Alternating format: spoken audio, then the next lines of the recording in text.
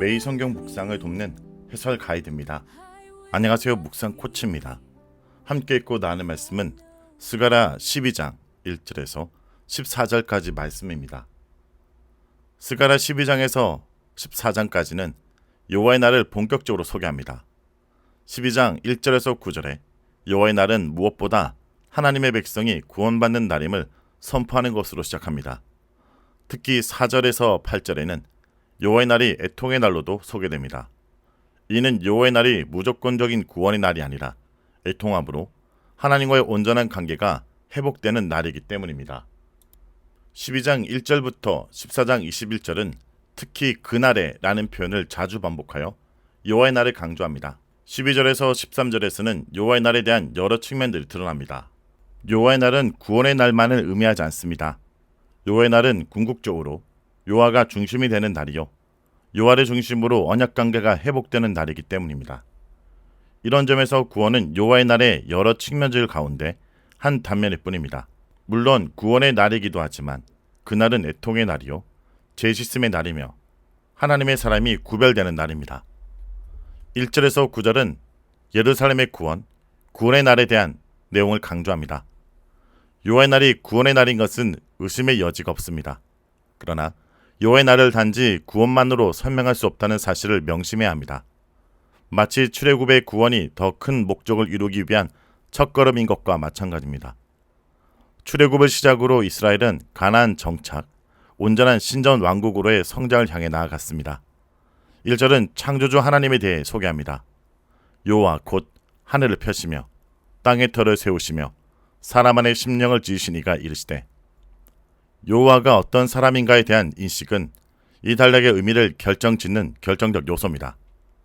예루살렘이 에워싸이고 천하만국이 예루살렘을 치기 위해 모여듭니다. 이런 상황에서 지도자와 예루살렘 주민들의 곤고한 단결이 요구됩니다. 이때 여호와가 어떤 분인가를 인식하는 것은 매우 중요합니다. 하나님이 누군가에 대한 확신으로 말미암아 닥쳐오는 어려움과 고통 가운데서도 하나님을 의지하고 승리를 확신할 수 있게 되기 때문입니다. 하나님은 세상을 창조하셨고 사람을 창조하신 그 하나님이 이스라엘에게 승리를 약속하셨습니다. 2절에서 4절은 예루살렘을 강하게 하여 승리하게 할 것이라고 합니다. 2절에 취하게 하는 잔이라는 것은 심판의 잔을 의미합니다. 예루살렘이 취하게 하는 잔이 된다라는 것은 예루살렘으로 말미암아 공격하는 나라들이 비틀거리게 된다는 의미입니다. 3절에 그날에는 내가 예루살렘을 모든 민족에게 무거운 돌이 되게 하리니, 무거운 돌도 비슷한 의미를 지닙니다. 돌의 무게를 대수롭지 않게 여기고 들어 올리려 했으나 오히려 그가 돌의 무게에 짓눌려 상하게 될 것입니다. 5절에서 6절은 지도자와 예루살렘의 주민의 협력으로 승리를 얻게 될 것을 말씀합니다. 이런 예루살렘의 주민들의 지지는 11장에서 줄곧 묘사된 목자와 양떼의 갈등에서 드러나듯 목자의 역할을 제대로 감당하지 못하여 양떼들이 피해를 보는 상황과 크게 대조를 이룹니다. 7절은 유다 장막이 우선 구원을 받는다라는 사실을 예언합니다. 7절에서는 세 구분되는 집단, 즉 유다 장막, 다윗의 집, 예루살렘의 주민이 나옵니다. 다윗의 집은 보통 다윗의 혈통이나 다윗의 왕조를 가리킵니다. 그러나 여기서는 예루살렘의 주민들과 나란히 사용됩니다. 5절에서 유다의 우두머리와 예루살렘의 주민이 나란히 사용되는 것을 볼 때 다윗의 집은 유다 지도자를 가리키는 것으로 보입니다. 예루살렘의 주민은 성 안에 산다라는 이유로 더 안전하다 느끼는, 즉 특권의식을 지닌 계층을 가리킵니다. 유다 장막이라는 표현은 매우 생소하지만 장막이 집단을 가리키는 경우는 구약 성경 안에서 종종 발견됩니다. 여기서는 예루살렘의 외부에 거주하는 일반 백성을 가리킵니다. 유다 장막을 먼저 구원하겠다는 것은 지도자와 특권 계층의 사람들보다 일반 백성을 우선시하겠다는 의미입니다. 8절에 다윗 같겠고 라는 표현은 강함을 상징합니다. 다윗이 통치하던 시기에 이스라엘은 전례 없는 군사적 승리와 더할 나위 없는 안정을 구가했습니다. 이스라엘을 둘러싸고 있던 대적들은 자치를 감추었고 이스라엘은 국가로서의 든든한 기반을 다지게 되었습니다. 유례없는 경제적 풍요로움에 사람들의 삶의 질은 높아졌습니다. 9절에서는 예루살렘의 철저한 승리와 이스라엘의 구원이 약속됩니다. 이런 점에서 9절은 이날에 이루어질 예루살렘의 구원의 완전성을 강조함과 동시에 단락을 매듭짓는 역할을 합니다. 10절에서 14절은 애통의 영, 애통의 날에 대해서 말합니다. 요의 날은 무엇보다 하나님과의 회복에 초점을 두는 날입니다. 그러므로 거룩한 하나님 앞에서 그분의 백성은 정결하고 거룩해져야 합니다. 이는 출애굽의 역사에서도 교훈으로 알 수 있는 바와 같습니다. 출애굽은 구원의 시작일 뿐입니다. 이후 이스라엘은 여호와의 백성다운 자들로 성장해 가는데 더욱 초점을 두어야 합니다. 과거 은혜의 기억만 머물러 있어서는 안 됩니다. 과거로부터 현재와 미래의 영적 손속을 위한 저양분을 얻어야 합니다. 애통 가운데서 하나님을 경외하는 법을 배우고 자신의 삶을 하나님 앞에 선자로서 돌아봐야 합니다. 내가 다윗의 집과 예루살렘의 주민에게 은총과 강관의 심령을 부어주리니 그들이 그 찌른 바 그를 바라보고 그를 위하여 애통하기를 독자를 위하여 애통하듯 하며 그를 위하여 통곡하기를 장자를 위하여 통곡하듯 하리로다. 라는 10절의 애통은 개인에 대한 애통이라기보다는 하나님의 심판과 관련된 애통을 말합니다. 이 애통은 11절에서도 반복되고 12절에서 14절에서도 다시 중요한 하재로 등장합니다. 그리고 이 애통과 관련된 주제는 13장 1절에서 6절의 회개의 주제와 깊이 연관되어 발전해 갑니다. 한편 독자의 죽음을 기록한 것은 아니지만 아브라함의 독자 이삭이 죽음 직전까지 갔습니다. 독자를 위하여와 장자를 위하여 라는 표현은 소중히 여기는 자들의 이런 슬픔을 통해 애통의 기표를 강조하고 있습니다. 11절의 지명인 하다드림몬에 대해서는 논란이 있습니다. 아마도 스가랴서의 저자는 무기토 골짜기의 더 구체적 지명인 하다드림몬을 추가한 것으로 보입니다.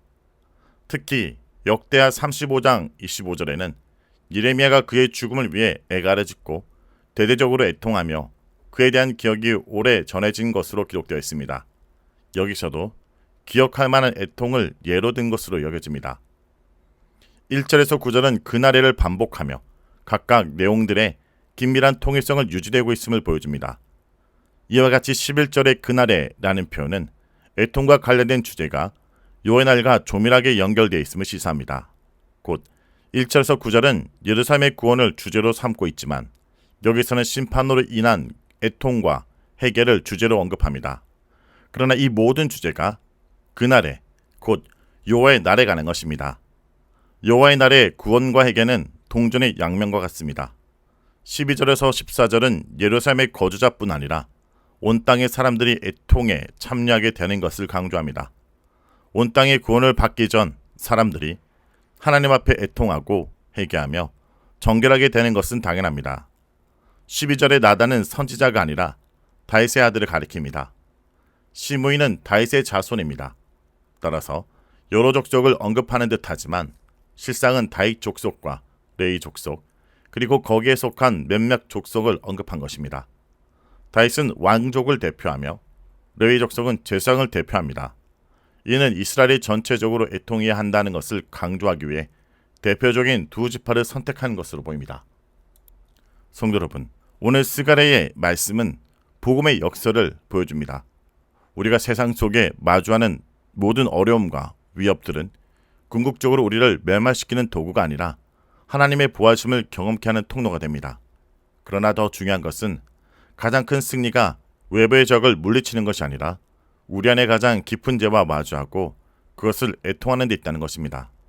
이것이 바로 복음이 우리에게 주는 진정한 그날의 메시지입니다. 우리가 기대하는 그날에 맞이하는 것은 화려한 성공과 한호의 날만이 아닙니다.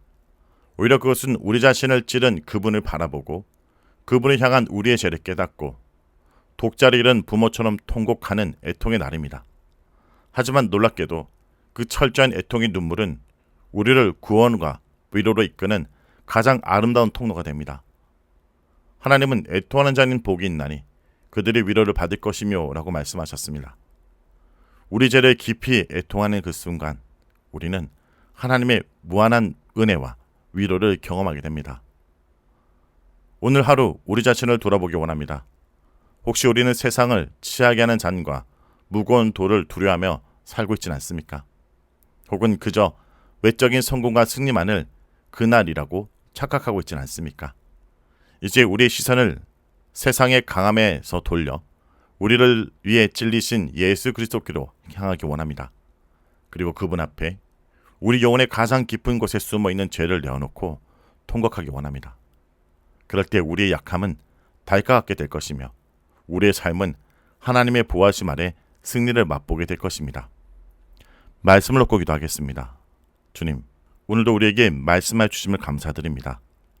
주님, 저희는 늘 눈에 보이는 적과 싸우고 세상의 성공을 쫓으며 그것이 승리라고 착각하며 살았습니다. 그러나 주님, 오늘 진정한 구원과 승리가 바로 저희 안에 있는 죄를 애통하는 데 있음을 깨닫습니다. 주님, 저희에게 은총과 강구하는 심령을 부어주셔서 저희가 찔린 바 저희 죄 때문에 십자가에 못 박히신 예수 그리스도를 바라보게 하여 주옵소서. 무엇보다 우리 안에 있는 죄를 애통해하며 통곡하게 하여 주옵소서. 이 애통의 눈물이 저희 영혼을 정결케 하고 주님과의 깨어진 관계를 회복시키는 거룩한 통로가 되게 하옵소서. 예수의 이름으로 기도합니다. 아멘. When the night is dark and the road unclear, I will not fear, for I know you're near. Your word is faithful, steady and true, guiding my steps as I follow you.